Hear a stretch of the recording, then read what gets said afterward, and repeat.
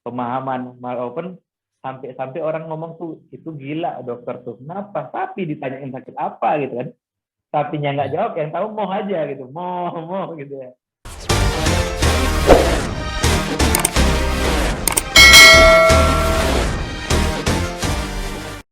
Teman-teman, kembali lagi di channel YouTube saya, Ustadz Usman Al-Gayuni. Dalam kesempatan yang berbahagia ini, bersama kita sudah bergabung Dr. Hewan Fahri Putrananda, yang baru-baru ini masuk sebagai finalis Satu Indonesia Award Pemuda Pembawa Perubahan buat lingkungan sekitarnya di Provinsi Sumatera Selatan.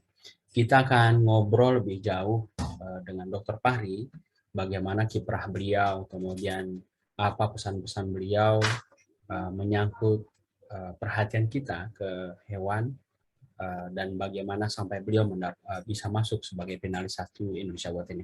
Langsung saja kita sapa Dr. Fahri. Assalamualaikum, Dr. Fahri. Waalaikumsalam warahmatullahi wabarakatuh. Iya bang. Ya, apa kabar Dr. Fahri? Alhamdulillah sehat. Alhamdulillah. Ya, alhamdulillah. Ini bisa diceritakan nggak bagaimana Dr. Fahri bisa sampai masuk sebagai finalis Satu Indonesia Award ini? Awal mulanya itu teman saya yang masuk gitu, Aja Apri Taufa dari Aceh Tengah. Dia masuk di nominasi finalis Satu Indonesia Award tahun 2018 salah saya. Jadi saya ke Palembang. Jadi posisinya dari wilayah saya bekerja ke Palembang itu sekitar 178 kilo.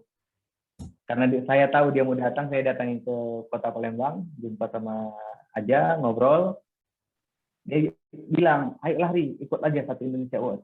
Caranya baru itu. Fahri jelaskan kiprah Fahri selama bekerja di kabupaten ini. Intinya ada kerjaan lah gitu. Jadi Fahri saya buat waktu itu Partisapet. Untuk awal mulanya itu Partisapet ini. Walaupun sebelumnya kan saya sudah bekerja dari tahun 2015 di sini.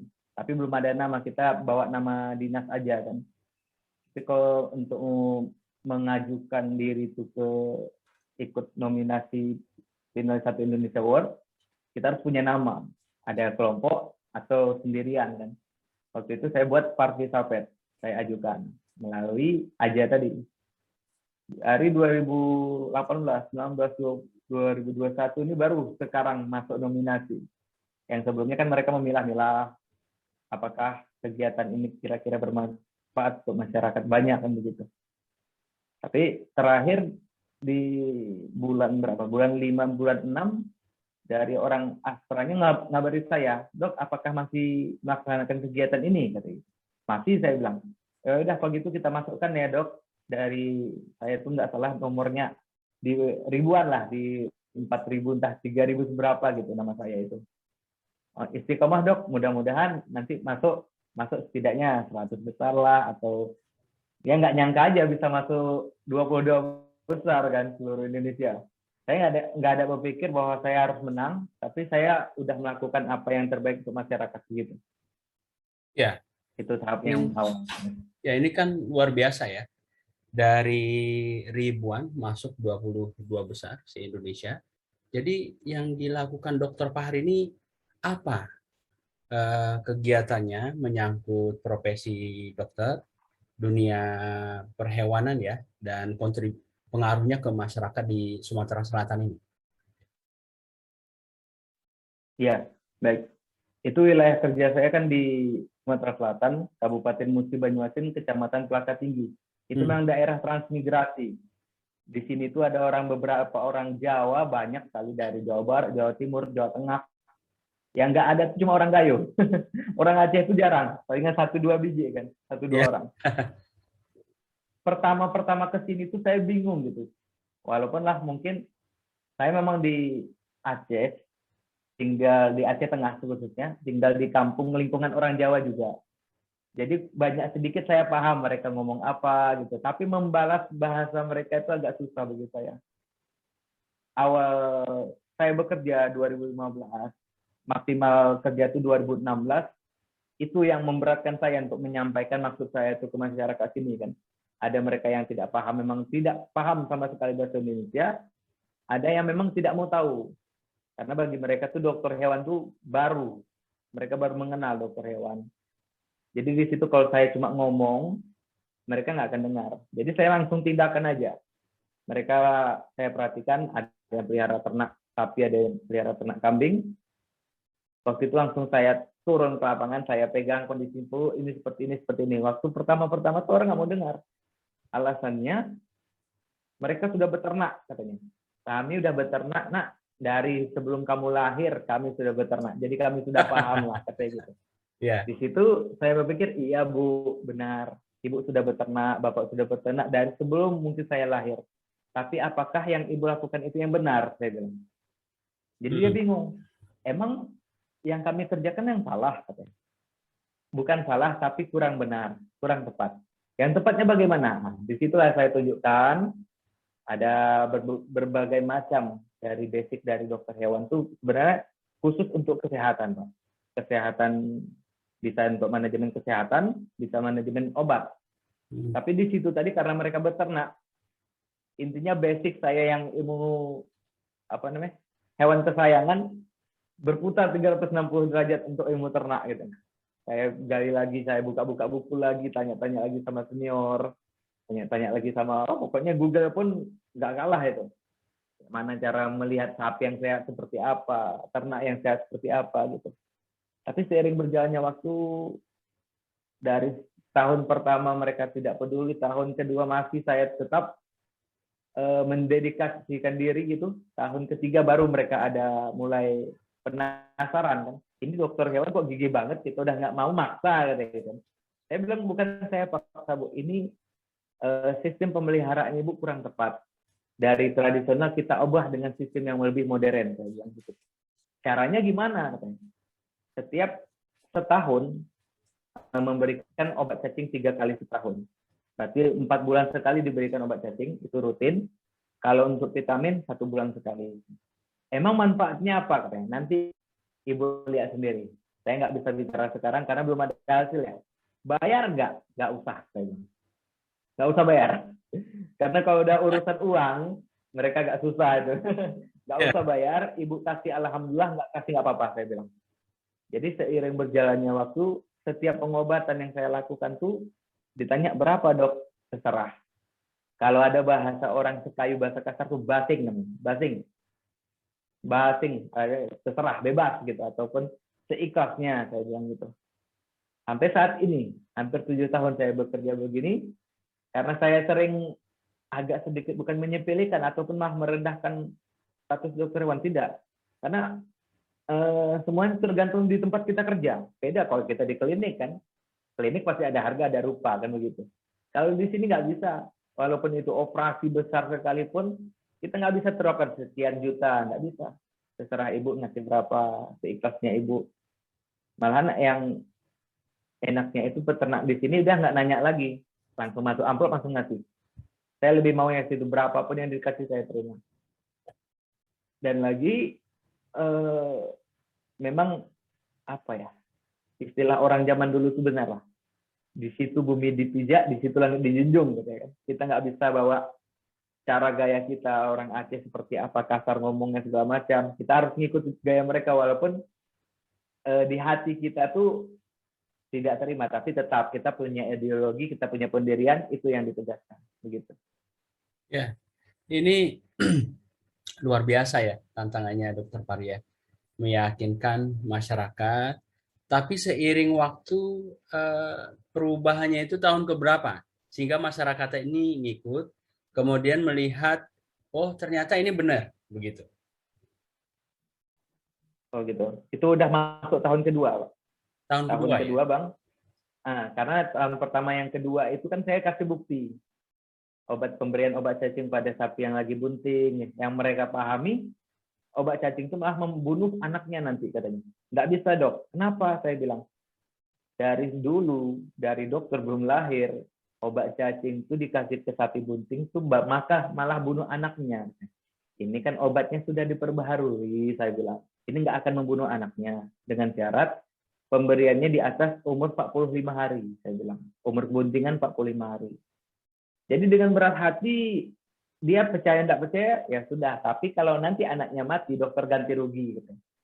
Nah, ya sudah, tidak apa-apa. Saya bilang, kalau memang itu anaknya mati, tapi bukan gara-gara saya ya matinya karena apa? Mungkin apa gara-gara obat itu anaknya mati nggak apa-apa. Saya ganti rugi. Sampai seperti itu meyakinkan mereka. Setahun kemudian anaknya lahir. Kan kalau sapi itu kan di atas 12 bulan, 12 bulan lah. 11 sampai 12 bulan dia lah kelahirannya. Waktu dia lihat dibandingkannya anak sapi yang ini umur sebulan sama sapi yang sebelahnya umur 3 bulan kok lebih besar sapi yang umur sebulan, padahal beda umurnya kan jauh ya. Jadi ditelepon saya, dok, ini saya perhatikan kok anak sapi yang induknya kemarin ini dokter kasih obat cacing kok beda ya, nggak mudah sakit, kayak gitu kan, bulunya lembut, halus, kayak gitu kan. Apa itu dok? Kan dari obat tadi pak, saya. Oh, kalau kayak gitu biar saya ngomong lah sama keluarga saya. Akhirnya dari satu orang ke orang yang lain.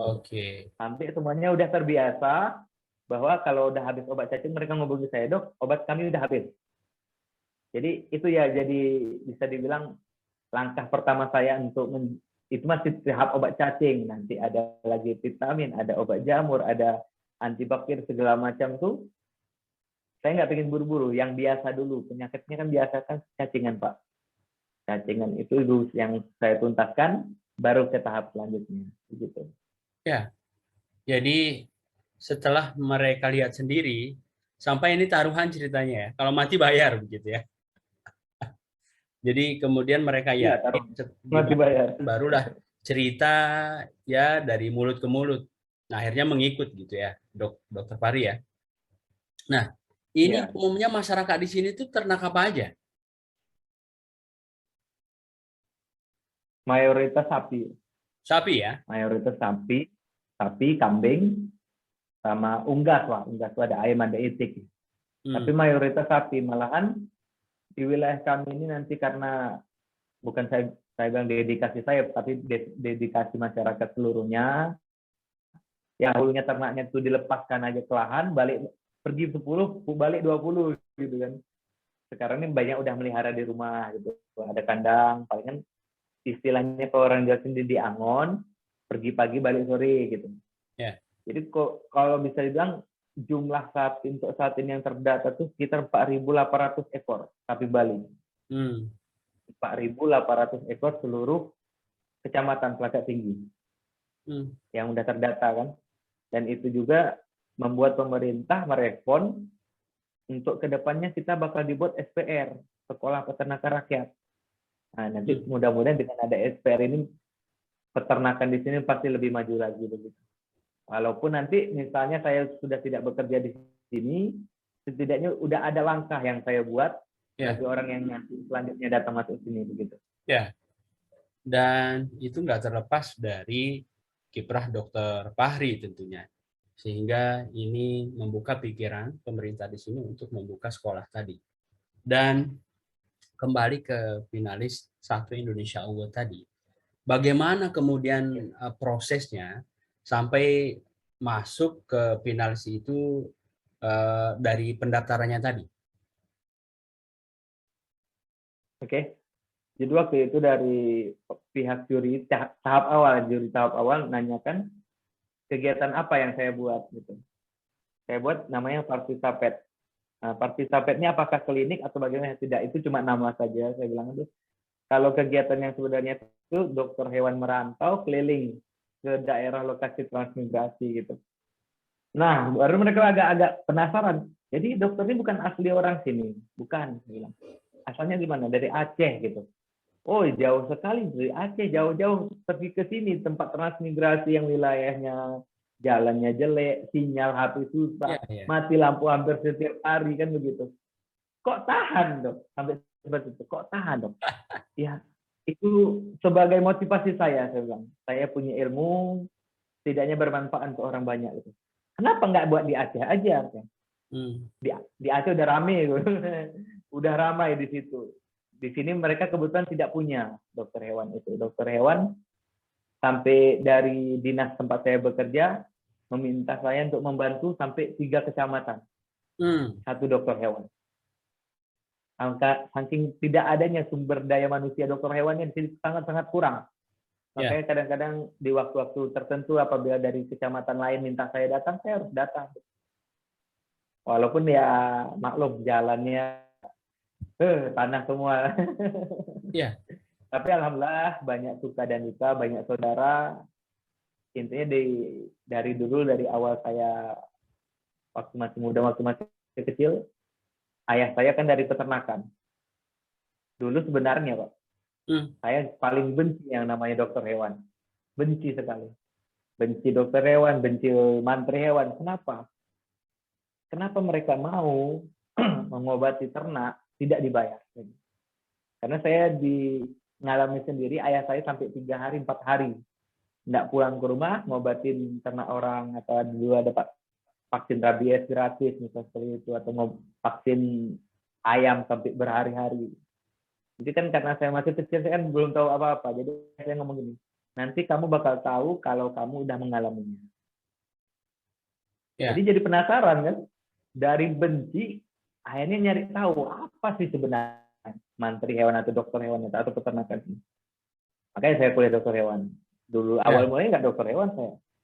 Jadi Dokter Fahri termotivasi kuliah di kedokteran hewan ini karena faktor Bapak ya? Iya, dari ayah gitu. Iya, iya. Kalau Ibu pekerjaannya apa? Alhamdulillah ibu guru matematika di SMP Negeri 1 Takengon. Oh iya, guru matematika ya. Bersaudara Dokter Fahri berapa orang? Anak berapa? Saya anak paling bungsu dari 4 bersaudara. Iya, iya. Anak keempat. Iya, iya. Dan tadi kuliah kedokteran hewan. Jadi kalau untuk kuliahnya Ya. dulu di mana? Alhamdulillah kuliah itu di FKH Unsia, Universitas Syah Kuala Banda Aceh. Ya, Fakultas Kedokteran Hewan ya, di Unsia. ya. Masuk tahun berapa, Dokter Fahri? Masuk kuliahnya tuh Ya. udah lewat setahun sih Bang. Oh, 2009. 2009 ya? Harusnya kan 2009. Harusnya saya 2008 kuliah. Waktu itu saya sudah kuliah di FMIPA Biologi. Unsia juga. Ya. Ada cerita lucu, mungkin sedikit lucu, tapi ada jahatnya juga, ada lucunya juga sih. Gimana? Jadi waktu itu kami ada terima temu ramah alumni. Tahun 2008 itu, sekitar bulan 12 seingat saya. Jadi ada teman saya namanya Yasir, PM Yasir, sekarang di psikolog, kebetulan dapat jodoh orang Medan ya kalau saya. Semelu ya Pak, Semelu, orang Semelu. Jadi kami kan berdua sebagai panitia penerima alumni temu ramah gitu. Jadi kan ada biodata ya, nama, biodata, pekerjaan gitu ya. Dari banyaknya alumni MIPA biologi itu saya lihat kok nggak ada punya pekerjaan tetap, kebanyakan wirausaha, wira swasta, paling kuat tuh guru gitu. Kalau mau jadi guru ngapain harus di MIPA, saya bilang mending ke FKIP aja sekalian kan. Jadi kompaan sama si Yasir, kayak mana kita Yasir, lanjut MIPA atau pindah? Aku pindah aku juga, aku bilang gitu. Jadi kami menghadap, kebetulan dosen wali yang sama menghadap, minta izin untuk tidak kuliah dulu, cuti akademik. Bohong juga sebenarnya, makanya saya bilang jahat, bilang mau cari pekerjaan dulu, mau cari dana kuliah Pak, belum ada dana, saya bilang gitu. Ya sudah, kata bapaknya, nggak apa-apa, setahun kamu istirahat dulu, cari dana, habis itu tahun depan langsung lanjut lagi ya. Oh iya Pak, gitu. Jadi di tengah-tengah izin udah cuti sudah, tapi kan itu kan di masa ujian. Lagi ujian, memang sengaja di masa itu ujian SNMPTN ya dulu ya, 2009 tuh dibarengi dengan ujian di kampus, biar orangnya nggak bisa pindah kan. Jadi kami ngerjain soal ujian dengan cepat, nggak tahu jawaban benar atau tidak, apa tuh terjawab, keluar izin Pak mau ke kamar mandi, saya bilang itu pertama. Ya udah cepat pulang gitu kan. Itu ujiannya sudah selesai, sudah Pak, sudah di meja. Ya pasti kamu jangan kemana-mana, kalau pas jadwal habis baru boleh keluar. Kalau izin cuma 5 menit ya. Iya Pak.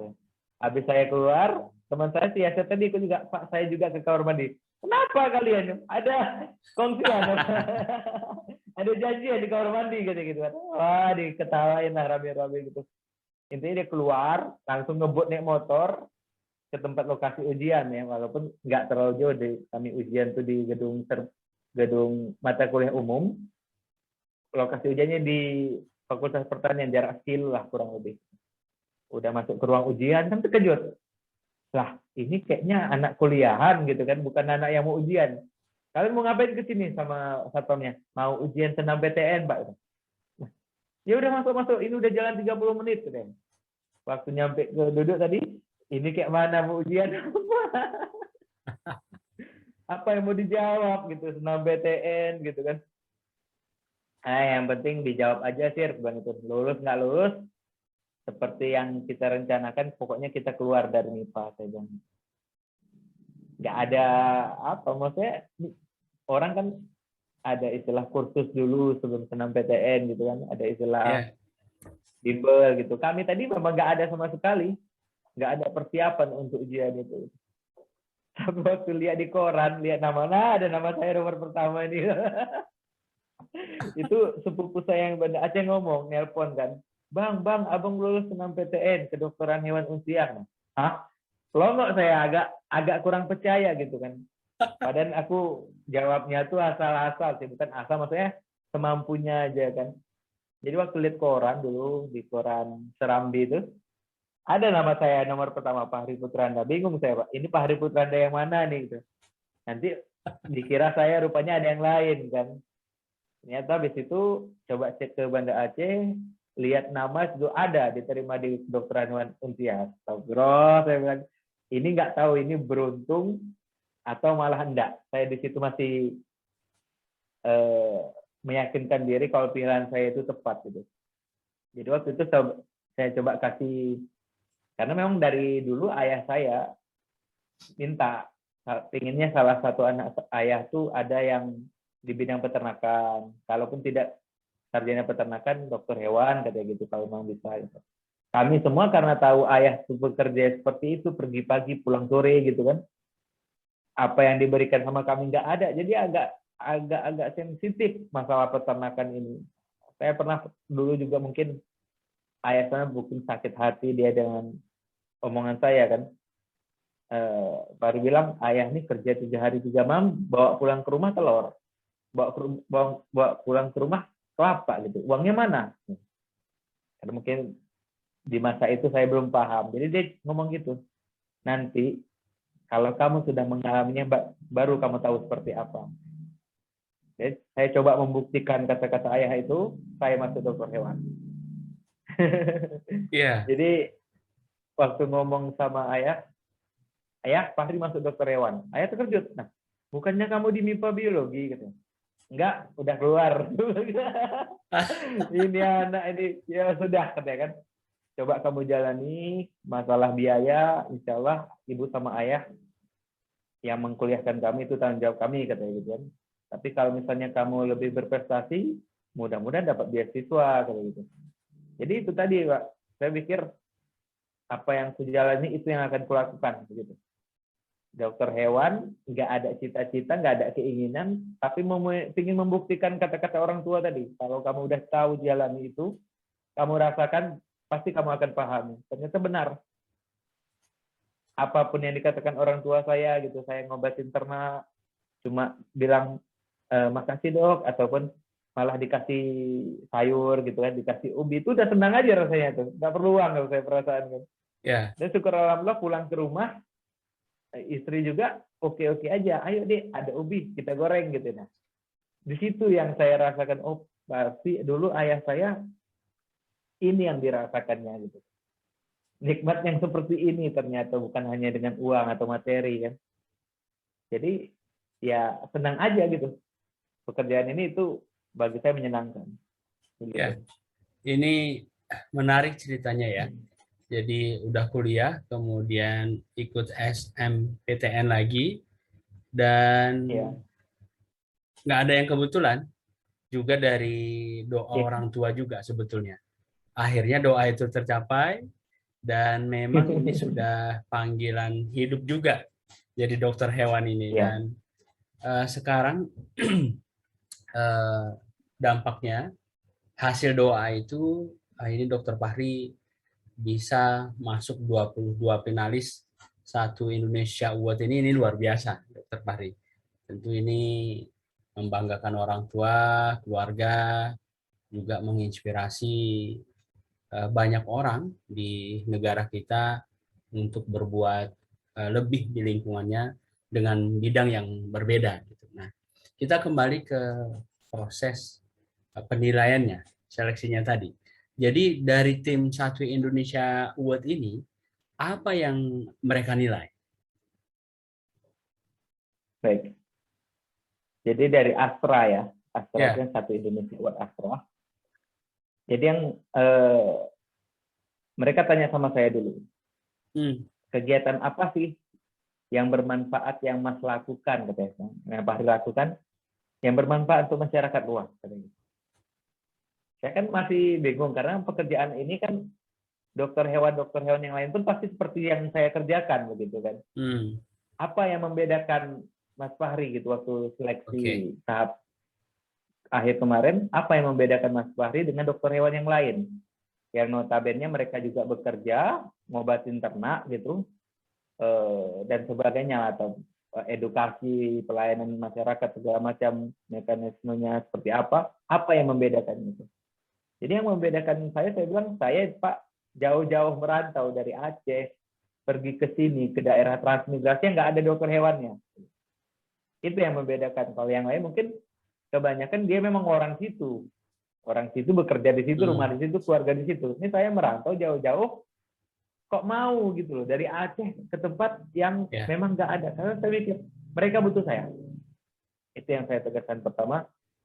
Di daerah ini, di lokasi ini tidak ada dokter hewan, sedangkan sumber daya untuk ternaknya itu banyak, melimpah gitu. Kenapa tidak dimanfaatkan gitu? Oh itu oke, katakan. Yang kedua, pertanyaan mereka tuh yang menjadi penilaian itu apa? Bapak nggak usah tanya ke siapa, datang aja. Kalau misalnya saya terpilih waktu itu masih berapa ya? 50 besar kan diseleksi lagi. Ada sekitar 150 yang di Sumatera Selatan diseleksi lagi. Mereka datang, mereka ngerekam keseharian saya bertemu dengan peternak-peternak. Mereka tanya langsung sama peternak, apa sih fungsi dokter hewan di sini? Ya alhamdulillah dokter peternaknya pun karena udah saking lamanya saya di sini, dia tahu apa yang mau disampaikan ya kan.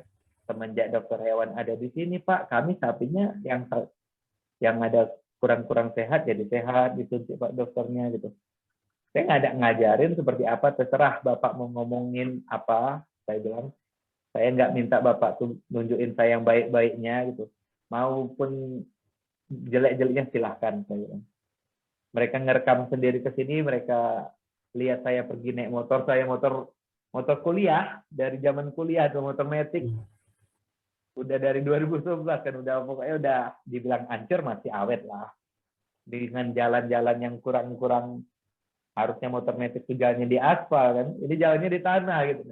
Sengaja dibuat bannya jadi ban motor trail gitu ya. Itu yang mereka maksudnya mereka mengapresiasi kerjaan Fahri itu kok jauh-jauh dari perantauan, mau kerja di daerah lingkungan transmigrasi begini gitu kan, mengedukasi masyarakat masalah peternakan gitu kan, turun langsung ke lapangan tuh ngasih obat segala macam, itu yang mereka nilai. Begitu. Dan makanya saya bilang tadi nggak ada yang kebetulan, itu sudah panggilan jiwa.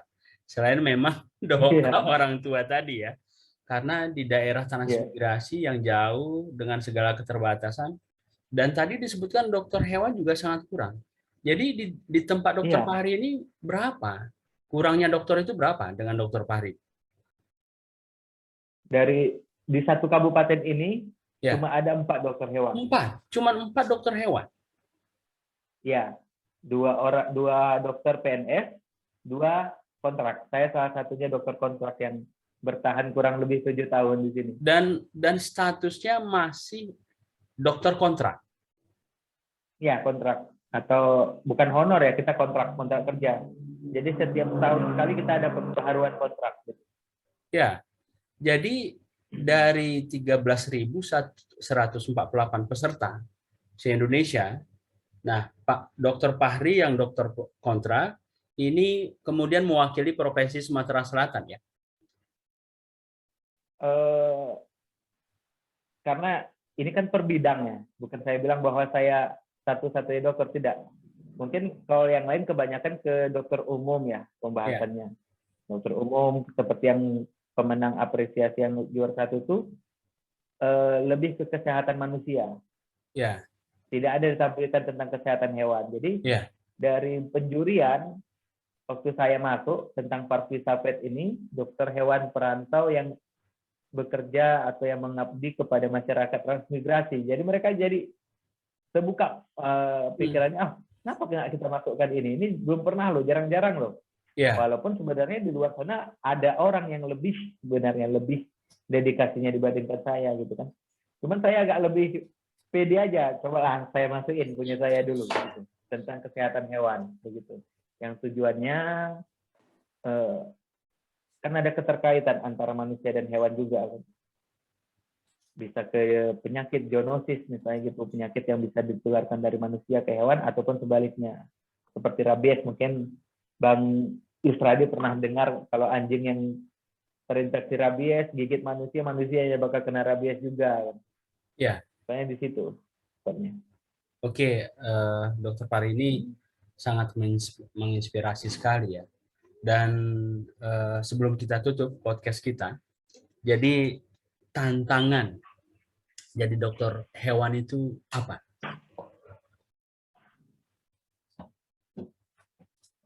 Kalau dibawa ke diri sendiri, dalam kita mengobati ternak, hewan apapun, anjing, kucing, sapi, kambing, atau ayam, gitu. Yang membedakan kami nih dokter hewan itu lebih ke intuisi. Gitu.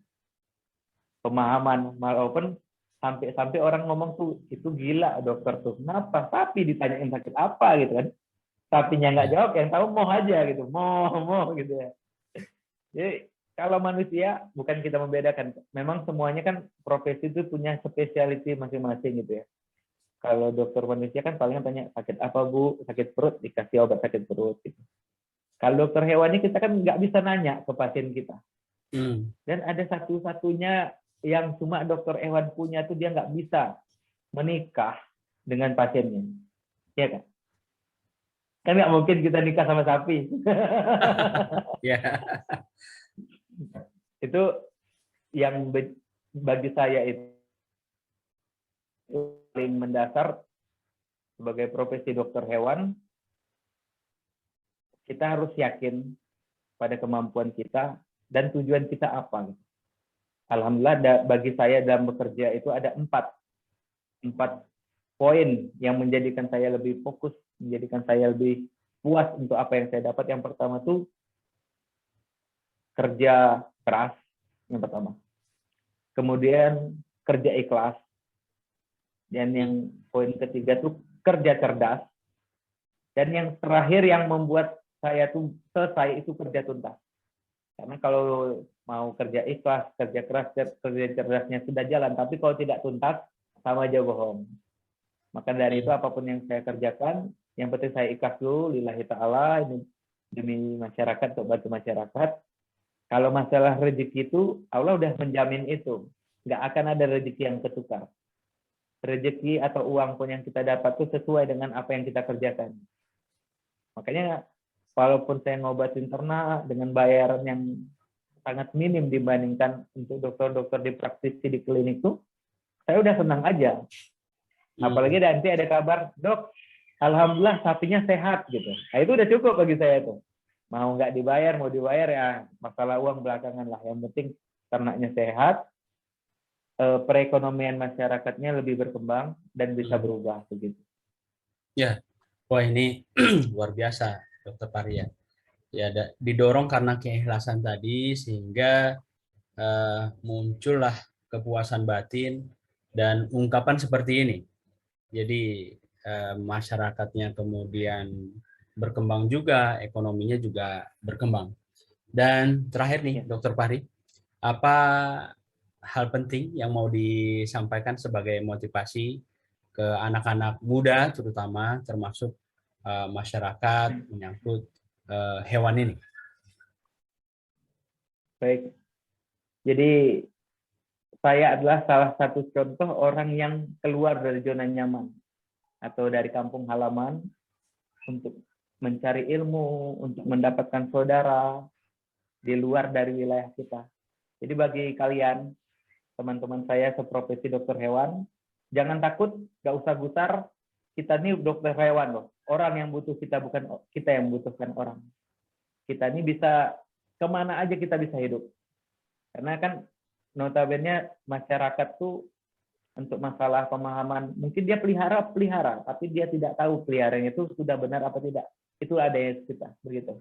Dan bagi anak-anak muda sekalian, capailah keinginanmu, capailah sesuatu yang kamu pahami, yang kamu tahu gitu. Jangan menuntut orang tua pengen kamu dokter, padahal kamu keahlian kamu di bidang musik segala macam. Karena yang ngerasakan itu kita.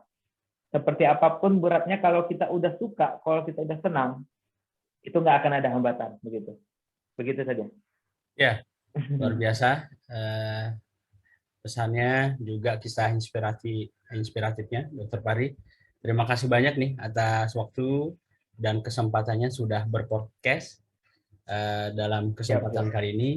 Saya pikir ini sangat menginspirasi kita semua. Mudah-mudahan akan banyak muncul Dokter Fahri yang lain. Dan untuk bidang yang lain juga selain untuk hewan ya, di bidang ternak, hewan. Nah, baik, terima kasih banyak Dokter Fahri, sukses terus, sehat terus, dan semakin berkontribusi dan berkah terus untuk masyarakat di Sumatera Selatan. Nah, terima kasih Dokter Fahri, Assalamualaikum. Ya, waalaikumsalam warahmatullahi wabarakatuh.